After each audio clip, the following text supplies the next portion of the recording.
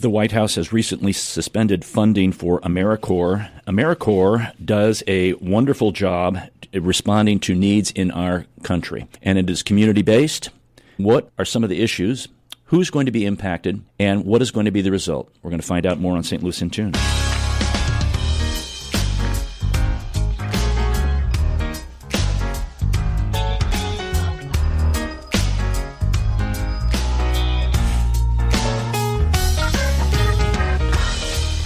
Welcome to St. Louis in Tune, and thank you for joining us for fresh perspectives on issues and events with experts, community leaders, and everyday people who make a difference in shaping our society and world. I'm Arnold Stricker, along with co-host Mark Langston. Mark, it's a sunny day in St. Louis after the great deluge we've been having. Yes. I can't believe I actually saw the sun, and it's shining right now through the window. I'm loving it. I am enjoying it. I need to get my sunglasses back. I know it. This guy named Noah's been walking around the streets of St. Louis lately, and it's actually floating around the streets. A little disturbing. Yeah, I know. It's been tough. I know. It's good. I've noticed our weather events are a little bit more intense. Yes. In the last few years. Yes. A little more. We had in April, it was the... But there's no global warming. I'm sorry. No, yeah. April was the wettest April in St. Louis in over 100 years. Yay. And May kicked off just to, I'm going to beat you. Oh, no. I know. We want to do outdoor events in our family, too. Yeah, you can't do them right now. Graduations, we want to do them in the backyard. Yeah. Forget that. You could plant rice right now. That's right. We're glad that you joined us today, folks. We want to thank our sponsor, Better Rate Mortgage, for their support of the show. You can listen to previous shows at stlintune.com. Please help us continue to grow by leaving a review on our website, stlintune.com, Apple Podcast, or your preferred podcast platform. Our return to civility today is a good one related to our show. Go directly to the source of your frustration and take action toward a solution. The only good quote-unquote wine is the kind that comes in a bottle. Okay. All right. We're going to catch a plane to Washington, D.C. right now. We're going to catch a plane to Washington, D.C. Now, there are groups that do that. They get busloads together. They go and from all over the country. Yeah. And there's a lot going on. And we're going to talk about that in a brief moment here. So go directly to the source of your frustration and take action toward a solution. Toward the solution, right. Toward the solution. Joining us in studio, Katie Rhodes is founder and executive director of Healing Action Network. Courtney Hudzik is director of volunteer service at Healing Action Network. Welcome, ladies. Welcome, Katie, back to St. Louis in Tune. Yes, thank you. Thank you. Katie, first of all, tell us a little bit about Healing Action so we can frame this for listeners so they understand, because your funding has been cut off from AmeriCorps via the White House mandate, last week? Yes. So tell us a little about Healing Action Network and what it does. Absolutely. So Healing Action Network, we provide direct services to adult survivors of human trafficking. And that looks like case management, it looks like trauma therapy, it looks like peer support, and then we also host the Coalition Against Trafficking and Exploitation, which is our statewide network that brings together professionals, service providers to work on building a safety net for survivors across the state of Missouri. Now, you guys with the CATE, it's called the Coalition, you are the founding group of that, or you're the organizing group of that? We were part of the founding group. However, it was housed at another organization years ago. Okay. And then in 2018, the Healing Action took it over as the operational support for the Coalition. Gotcha. So we've been building it since about 2018. Okay. And Courtney, what is your role as Director of Volunteer Service in Healing Action Network? So I recruit, manage, and basically provide oversight for our AmeriCorps program, but also volunteers, recruitment for volunteers to help Healing Action Network, Kate, and our services. Now, were you anticipating some things coming down the pike? I know there had been little flags or balloons had been flown up, and were you anticipating something this quickly to happen, or were you envisioning maybe down the road further into the year that this may happen? Yeah, I know that we got a little bit nervous when we heard that Doge was at AmeriCorps. We, I think, have all seen what happens when they go into an organization. And so we were a little bit nervous. What we did not expect was that the funding would be cut prior to the end of the contract. So our contract actually ran a few more months, and they cut all funding or most of the funding to programs before their contract term even ended. So we were not expecting that. We were anticipating potential cuts later, but not this quickly, and then not before the end of the contract term. Which that kind of begs a question: in the contract, does it allow for the government to terminate services and funding immediately, or does that have to be a mutually agreed time, or is the contract to the end of the term? Well, the contract was supposed to be to the end of the term. There were things that could allow for contracts to be terminated early, but that had more to do with performance of the organization, not meeting goals, having issues with finances, which Healing Action did not have any of those things, as well as the other programs that were terminated. They were not experiencing those things as well. So it doesn't look like there was any rhyme or reason to terminate the funding prior to the contract. This is like insult to injury to me. Absolutely. It's bad enough that they're going to cancel the funding. And I've always said, if you guys want to do that, you want to cut the budget or whatever, at least give folks an opportunity to plan ahead. Like you say, it was not going to be canceled until the end of the term or what have you. But then they just go ahead and cancel it. And how is a small organization like yours going to fight it? You're going to go to court and pay for the lawyers and go in and say, hey, they're in breach of contract and we want the rest of our money, and that's probably going to cost even more than it is, and nobody wants to do that anyway. Not for what you're trying to do, the good things you're trying to do. Yeah, it's my understanding, I don't know, it's 15 or 18 attorneys general have filed lawsuit to stop this, to this, pretty much breach of contract, I guess, is what they're claiming. It's just sad to me. And I don't get it. I don't get where this is mean and hateful kind of stuff. I agree. To me. And I agree. I just don't understand it. America, to me, is a better place than that. Yeah, and for those who don't know AmeriCorps is an independent agency of the U.S. government and supports volunteer and service efforts across the country by providing opportunities for community members to meet local needs and address pressing issues, including academic support and intervention for students, youth mentoring, as well as homelessness, food insecurity, health, and other key areas in communities. And they've been doing this for 30 years.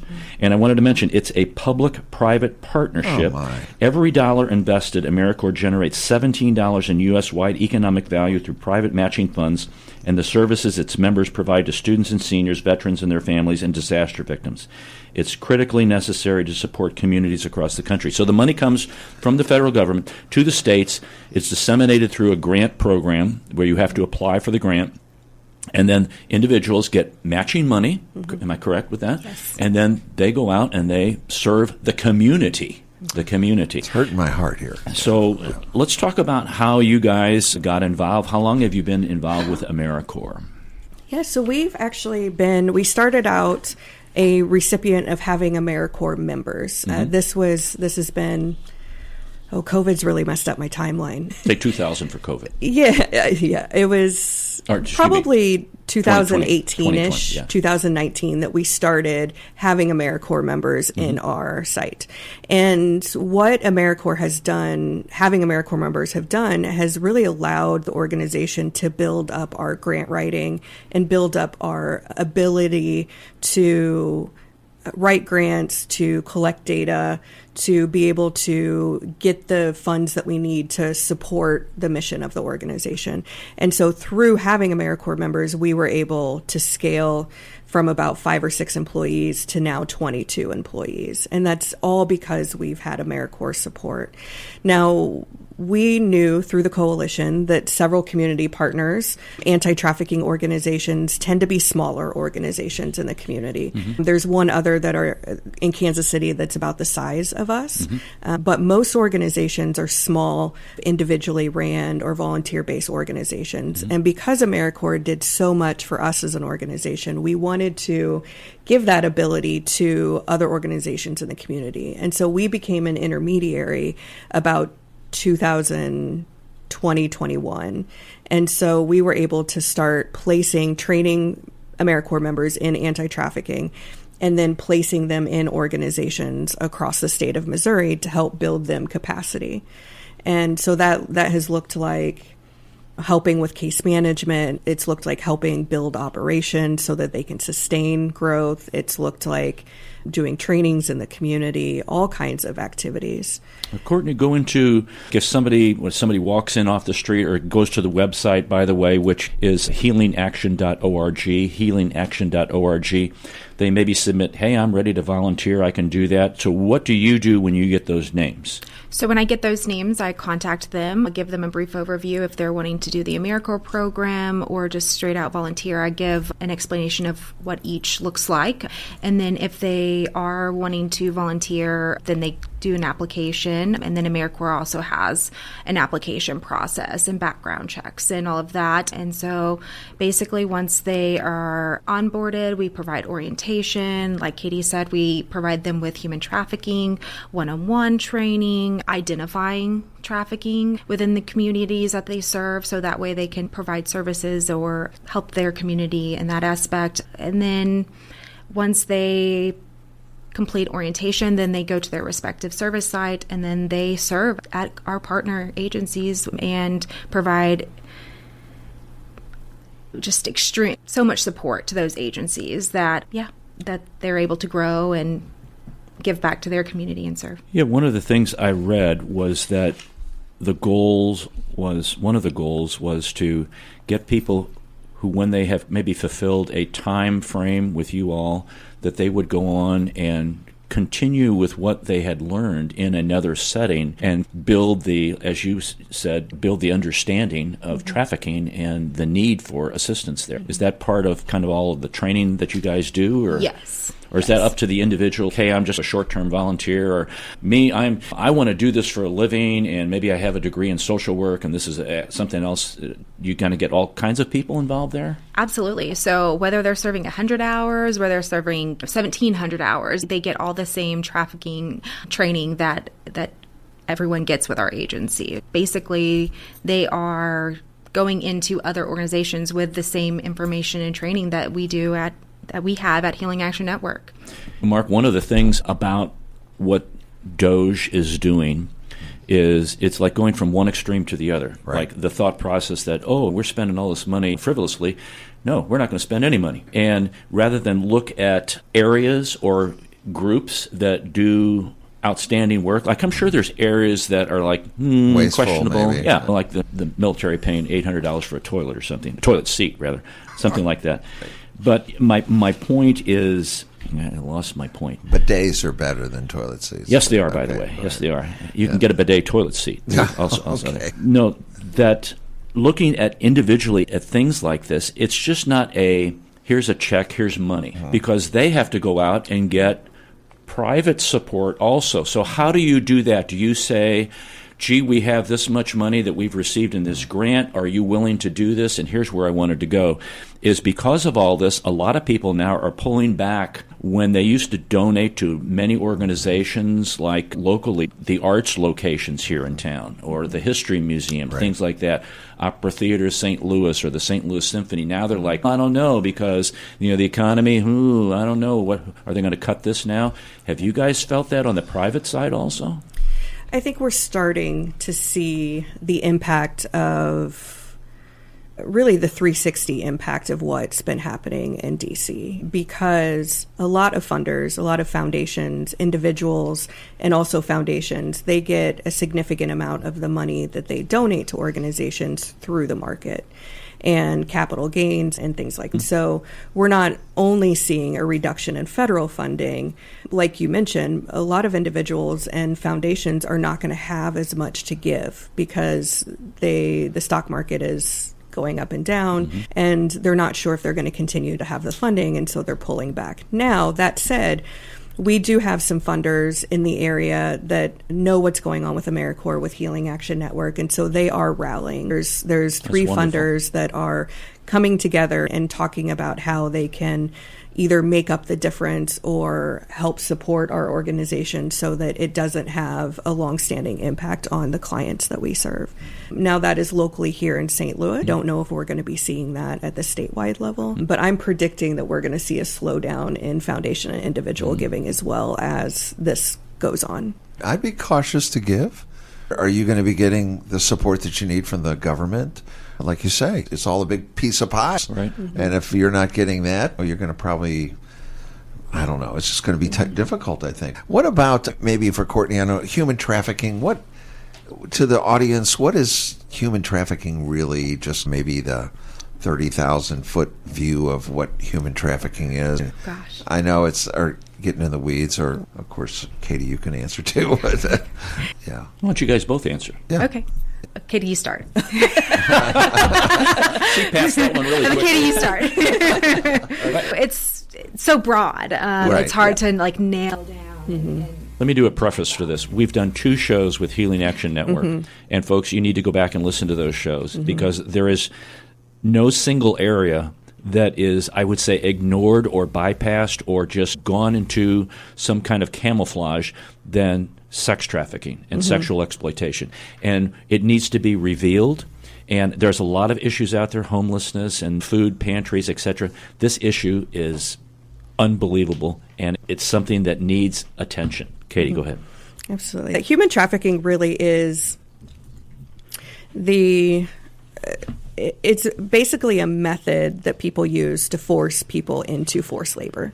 And so that forced labor could be labor, employment situations, but it could also be in sexual exploitation. So that's what we consider sex trafficking. And so it's an individual or somebody who is using force, fraud, or coercion to manipulate somebody into some sort of labor practice and then taking that money. It usually involves significant violence. It involves coercion, it involves fraud, manipulation.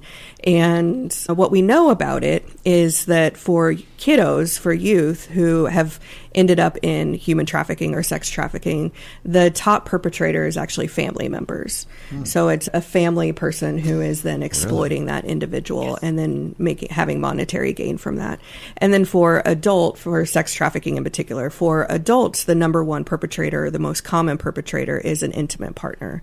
So whether it's a husband, a partner, and so it's usually somebody that we know, or at least in the peripheral of our worlds. It's not necessarily a stranger that is kidnapping. Now, that happened, but it's not the most common form of trafficking that we see here in Missouri. Probably what you just said is probably one of the most misunderstood statements about sex trafficking and sexual exploitation. Because most people would think, oh, you're going to get kidnapped and now you're doing this. Right. Like in the movies, but that's really not. Courtney, what do you want to add to that? Yeah. I would just say just the means of technology also play a factor into that manipulation, and then security, housing, your basic needs is usually typically what is used in the manipulation and coercion tactics. And so that's the need to survive and the fight and wanting to get their basic needs taken care of is usually what is controlled. I don't really think of a family member, a spouse, doing that to a loved one. It's astonishing. It's amazing. It's very sad. And I was kind of like the movie guy. Yeah. Somebody kidnaps them and holds their passport, whatever the case might be. You just got to this country and we're going to exploit you for a while. But that's disturbing that it's on that level. It's got to be harder to detect also that there's human trafficking going on when it's at that level as well, I would think. So. Yes, it can be challenging. Same with labor trafficking. We don't get enough.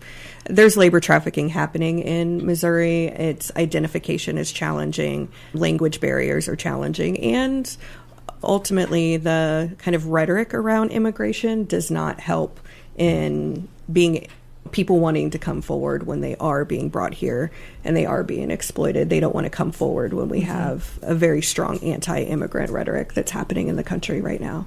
And so we tend to not see the labor trafficking. It's Arnold Stricker with Mark Langston of St. Louis in Tune. We're talking to Katie Rhodes, founding executive director of Healing Action Network, and Courtney Hudzik. She's director of volunteer service at Healing Action Network. Katie, can you tell us how much funding you've lost? Yes, so we have lost approximately $250,000. Okay, and that's just from AmeriCorps, right? Yes. That's not counting the matching or the additional monies that you would get from the private partnerships that would go along with that, correct? Yeah, so far those are still secure. Okay. The match funding is still secure, but it's the AmeriCorps funding that was cut. So what has that funding then done now when, say, maybe they came down yesterday and they said at 5 o'clock, boom, this happens. Today, nobody shows up, or you call people and say, hey, you don't have a job anymore? Yes, that's what we had to do this past, 2 Saturdays ago now? My goodness, time April is... 20th. April 25th, was yes. the day so we received received an email April 25th that the grants were terminated. And so we spent April 26th, on a Saturday, notifying AmeriCorps members that they are not to report to their sites to be able to provide services. And that was approximately, I think it was like 10 members. Can't remember the exact number of how many folks we needed to notify. And then we spent last week trying to figure out how are we going to make up the money? What does it mean for the impact of the services being provided? And then also for staffing here within Healing Action as well. And Kate, the Coalition Against Trafficking, lost 3 staff, so 2.5 AmeriCorps, FTE of AmeriCorps staff immediately. So they are no longer with the coalition. So we went from having 4.5 people worth of time to having 2 people within a week. So it's going to dramatically impact what we can do as a coalition. Yeah, I want to talk about, it's one thing to lose your job. It's another thing to, what are the services that you're providing? What about the people who are receiving the services from those people that lost their jobs? So that's let's briefly talk about how you're going to, what sources you're going to seek out some other funds from. Yes, so we have started reaching out to our current funders, so foundation grants or foundation funders, to say, hey, this is what's going on. This is how this is going to impact the folks that we serve, because they also fund our mission, right? So it could impact our ability to meet the outcomes that we need to meet for their funding. So it's working with them. We are also reaching out to major donors. So we're looking for individual support. We're looking for additional foundation support. So we've been furiously trying to pull together some possible grants that we could apply to make up that loss. Okay, so we're going to take a brief break, but when we come back, folks, I want you to hear the specific services that are going to be lost for individuals who are involved in sexual exploitation, sexual trafficking, who are trying to get out of it or work their way out of it, or who are out of it and trying to put their life back together. That's what we're going to be talking about next after a break. This is Arnold Stricker with Mark Langston of St. Louis in Tune. Don't go away.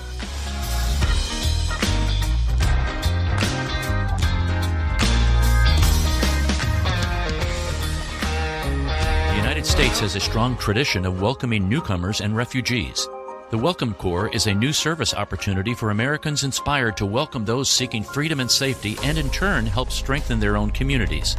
Welcome Corps is a public-private partnership that is inspired by what Americans represent to so many around the world, a beacon of hope and refuge. All it takes is a helping hand. Are you ready to learn more? Contact the International Institute of St. Louis at info@iistl.org or call 314-773-9090. That's info@iistl.org or call 314-773-9090. As strange as it may sound, at Better Rate Mortgage, we love talking to people about mortgages. Everyone in St. Louis promises a better mortgage rate, but what you really need to turn that perfect house into your dream home is a better mortgage. At Better Rate Mortgage, we open the door to so much more. So where are you in the home buying process? Researching? Maybe wondering how much you can afford? House hunting? Get a pre-approval from Better Rate Mortgage. Ready to buy? Our team is ready to make your mortgage process fast and easy.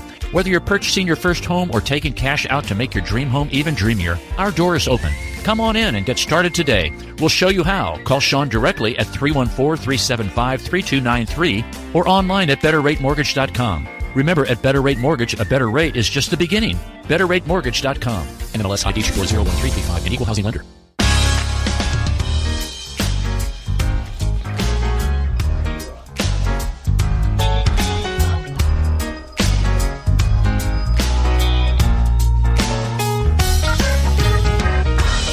Welcome back to St. Louis in Tune. This is Arnold Stricker with Mark Langston. We're having a conversation with Katie Rhodes and Courtney Hudzik from the Healing Action Network, and we're talking about the funding which was cut off by DOGE from the current administration. And prior to the break, we were discussing individuals who were impacted. And after the break, we're talking about the clients who are impacted, what is the impact on survivors of human trafficking and commercial sexual exploitation? Yeah, I think the most kind of pressing impact is the lack of folks, or decrease in folks' ability to serve them. With Healing Action, we utilize AmeriCorps program to offer paid practicums for practicum students. And so we are unable to offer that right now. And so we're going to have less students that are able to help support our current team in serving victims. So that's going to potentially mean a reduction in hours, reduction of services, reduction in case management, help with getting housing, help with getting substance use treatment. And we've trained about 50 students through the AmeriCorps program who are now going out and about in the community, educating on human trafficking. And so not having that support internally within Healing Action is going to make it more challenging for us to serve our growing need of victims. And then I know with some of our partner agencies as well, they're losing support, staffing. Right. The trafficking organization out in the Kansas City area is losing AmeriCorps members that are able to serve their clients. And so that they also provide housing, they provide therapeutic services, and so case management, legal support. And so they are having a reduction in staff there. And then also we have AmeriCorps members that serve communicating children in the schools about trafficking and just how to be safe as a child. And so that is also being impacted. And then we have domestic violence organizations that we also have AmeriCorps members placed at. And so that was their capacity building member. And so their funding and resources and support is also impacted by this. So it's just not having an office somewhere and pushing paper around and picking up the phone. Are they getting out on the streets, or are they getting out to explain? Because you talked about the Practicum students. What exactly do they do? And I understand going into the schools as a former educator myself, businesses that have somebody going around and talking to, like the Elks Club or the, what are all those groups, Mark? The Moose and you know who I'm talking about. I can't think. My brain's Knights of Columbus. Knights of Columbus. Yeah, all of the groups, the community groups that get together, like the Chamber of Commerce. And they go around, I'm sure, doing those kinds of things. What do they do?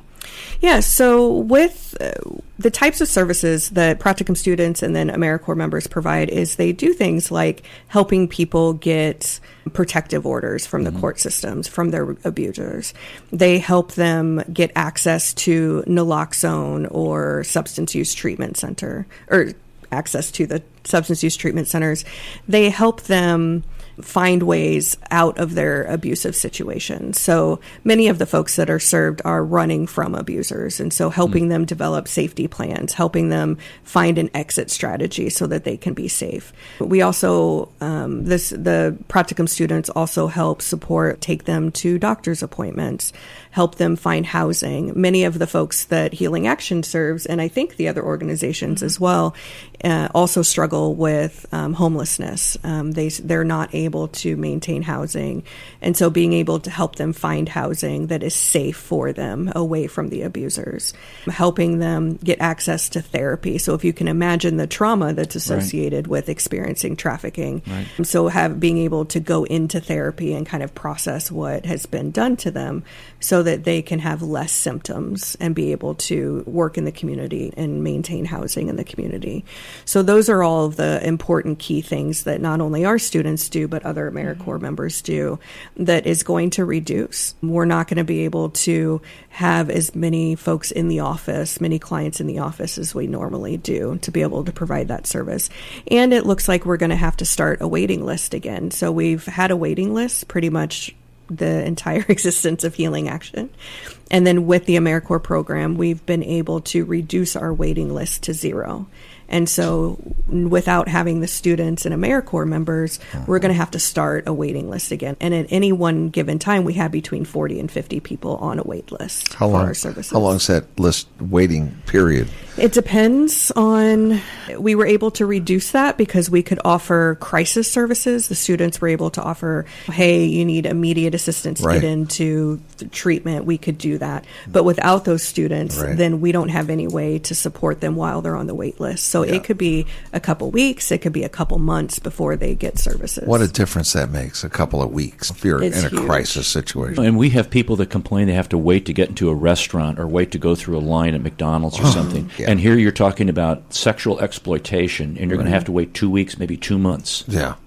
That's it. Just, I'm trying to put this in perspective for people that are listening. yeah. Folks with opioid addiction, if they're struggling with addiction and they don't have access to treatment or support, it's any day they could overdose. have an overdose. So we've tried very hard to Intervene. triage and think through who do we need to get in first. And it's usually folks who are at higher risk of dying from not only their addiction, but from their abusers. And so if we don't have the capacity to serve them, then this can be real life or death situations for the folks that agencies across the state are working with. And the organization's a 501c3. Yes. Now, I'm going to make an editorial comment here. I normally don't do this. How many 501c3s are out there? There's a lot, folks. If they all went away, who's going to pick it up? Who's going to pick it up? There's a lot of faith-based groups doing a lot of things. If they all went away, who's going to pick it up? Everybody says the government's doing this, the government's doing that. Well, the government's helping to fund these kinds of groups to help our populace. And if we're not now helping our populace, what's going to become of our country? Okay, I'll get off. No, I was just thinking the same thing, Arnold. It's like boots on the ground. Right. The government's, These are like commandos. They are. Commandos within our community. I was thinking when you were talking, I was thinking, well, let's just send everybody to Washington, D.C., and they can just knock on the front door of the White House, see if they'll give them a hand. Hey, we need help now from overdosing or whatever. But they're boots on the ground, cutting the funding for what? So what I know we talked about recourse at the front end of our discussion here, and you guys probably aren't in the position to leverage some legal things, and I doubt that our state attorney general will do that either. Sidebar comment there for the attorney general, if you're listening. Yeah. What can the people who are listening, who this is something we need to support, what can they do? They need to make a ruckus, is what I can say. Reach out to your representatives, make them hear what is being lost as a result of these cuts.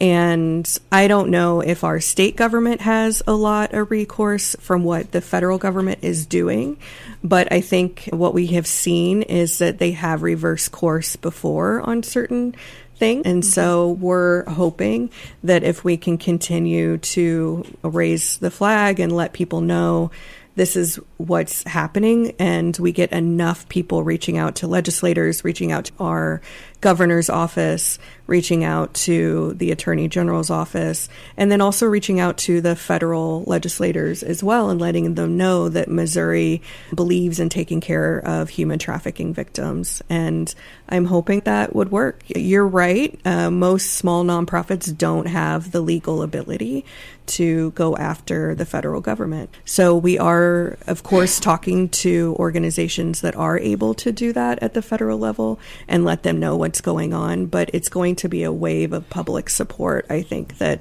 is going to push them to reverse course on some of these things. And I don't know that there's any national lobby group, like I think of the National Child Exploitation Network, or the one that John Walsh or Missing Child thing. They have a little leverage because they're a larger group, been going a long time. Is there any kind of national sexual exploitation or network group that can walk into the halls of Congress and sit down with these senators and congressmen and stuff like that?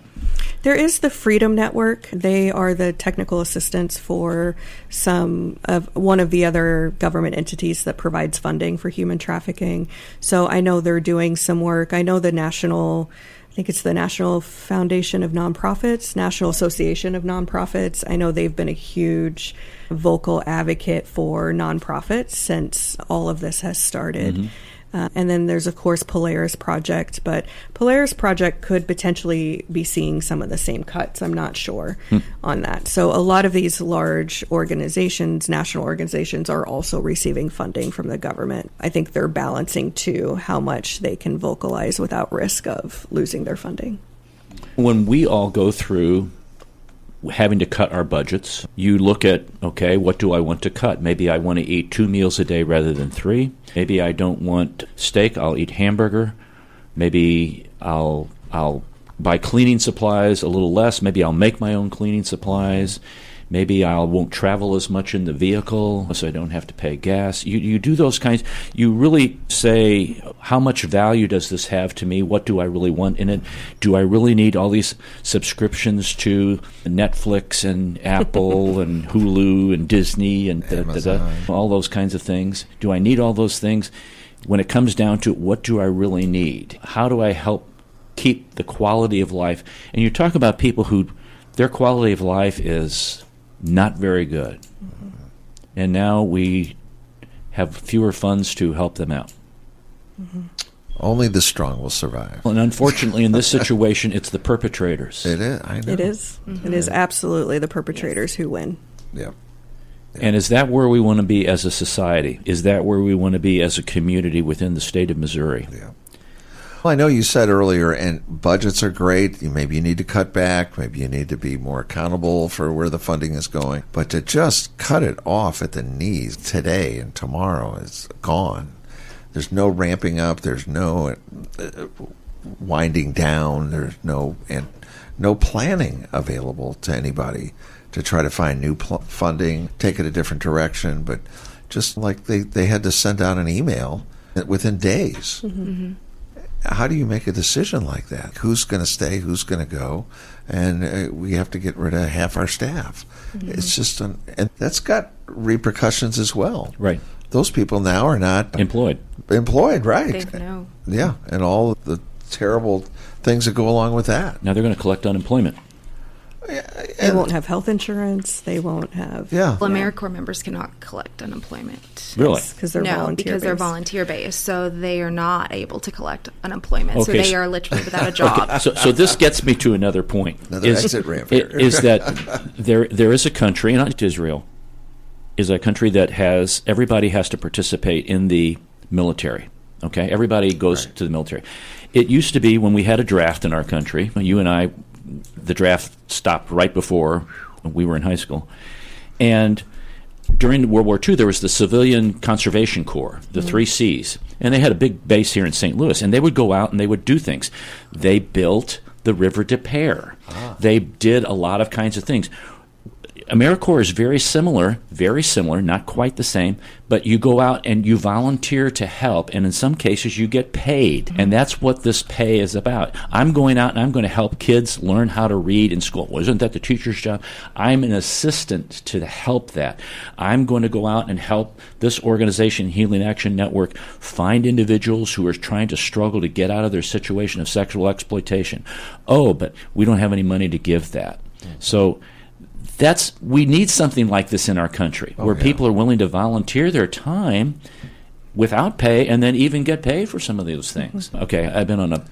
Wow. I want you both to speak to the individual who you've been providing services to.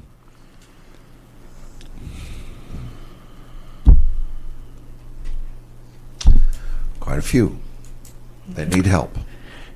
And tell them they still have hope. We're pausing because this is tough. It's a hard question to answer, if there even is an answer, right? Correct. Yeah.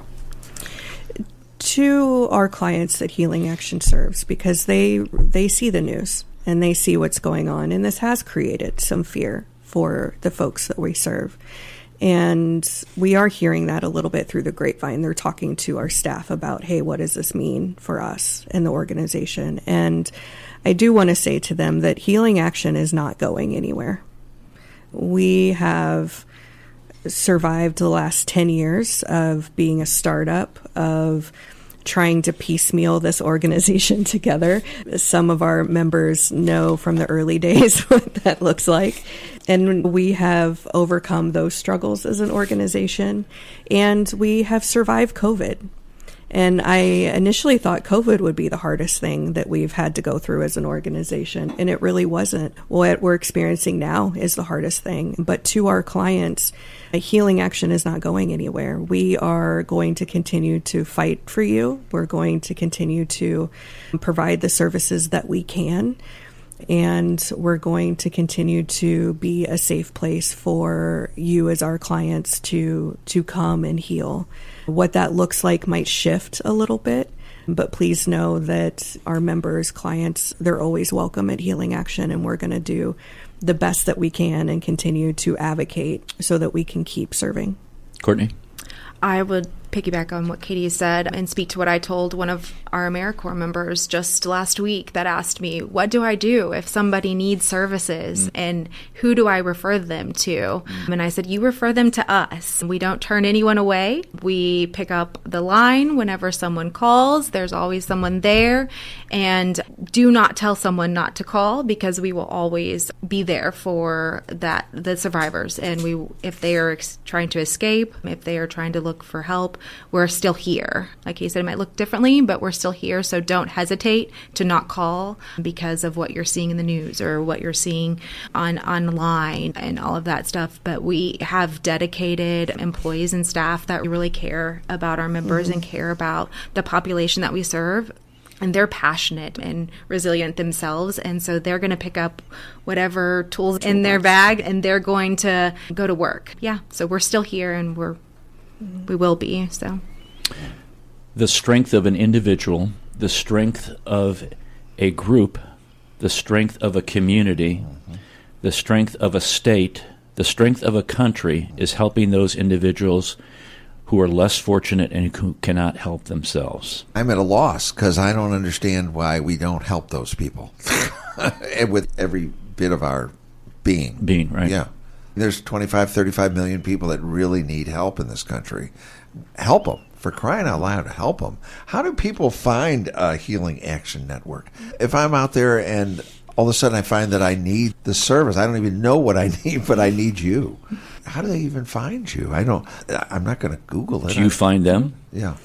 We do. We work with other organizations. Sometimes we work with law enforcement. Sometimes we work with hospitals. And we have not had to go out and find people necessarily because we get referrals. We get so many referrals that we haven't had to necessarily go out and seek folks. But people can call us at 314-833-4515. And if they do have access to the internet, they are able to look us up online at healingaction.org. There is a little button in the right-hand corner, so if it's not safe and someone comes in, you're able to hit that, and it defaults back to a random website. And so please continue to reach out. We will continue to do what we can. We also refer to other organizations and partner with other organizations. And it's really going to take the St. Louis and the Missouri community to rally together and service providers to work together and to refer to each other.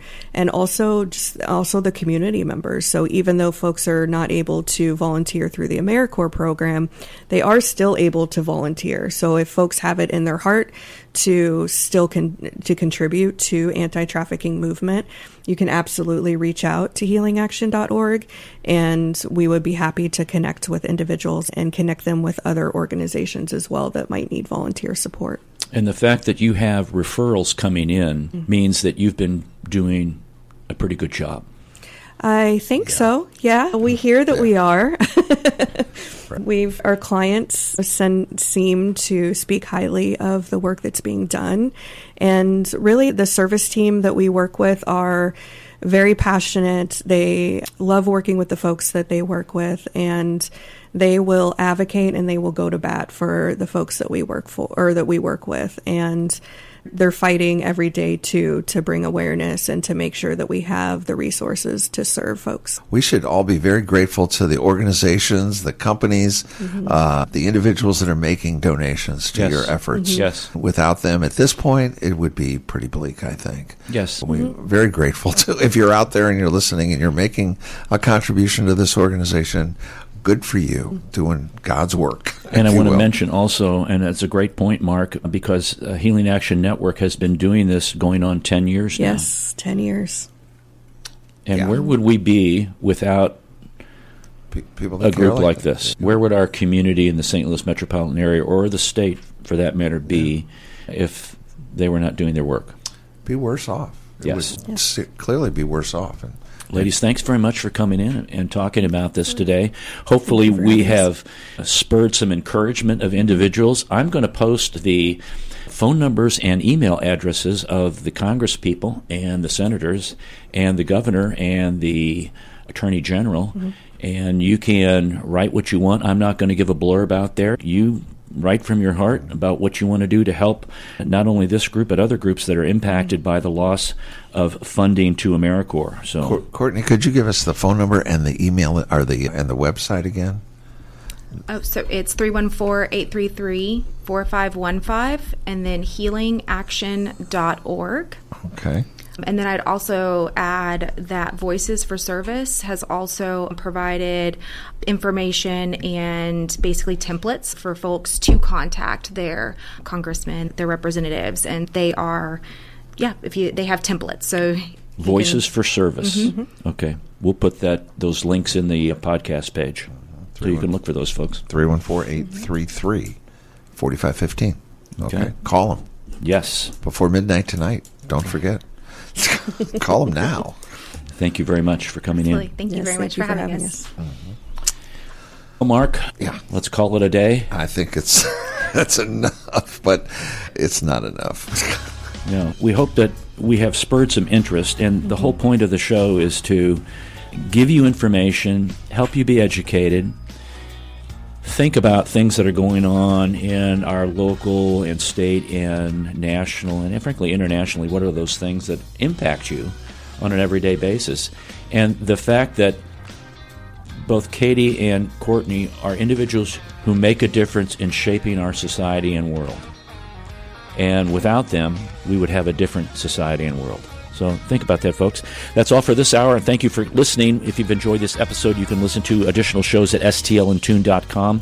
Consider leaving a review on our website, Apple Podcasts, Podchaser, or your preferred podcast platform. Your feedback helps us reach more listeners and continue to grow. I want to thank Bob Berthasell for our theme music, our guests Katie Rhodes and Courtney Hudzik, and co-host Mark Langston. We thank you for being a part of our community of curious minds. St. Louis in Tune is a production of Motif Media Group and the U.S. Radio Network. Remember to keep seeking, keep learning, walk worthy, and let your light shine. For St. Louis in Tune, I'm Arnold Stricker.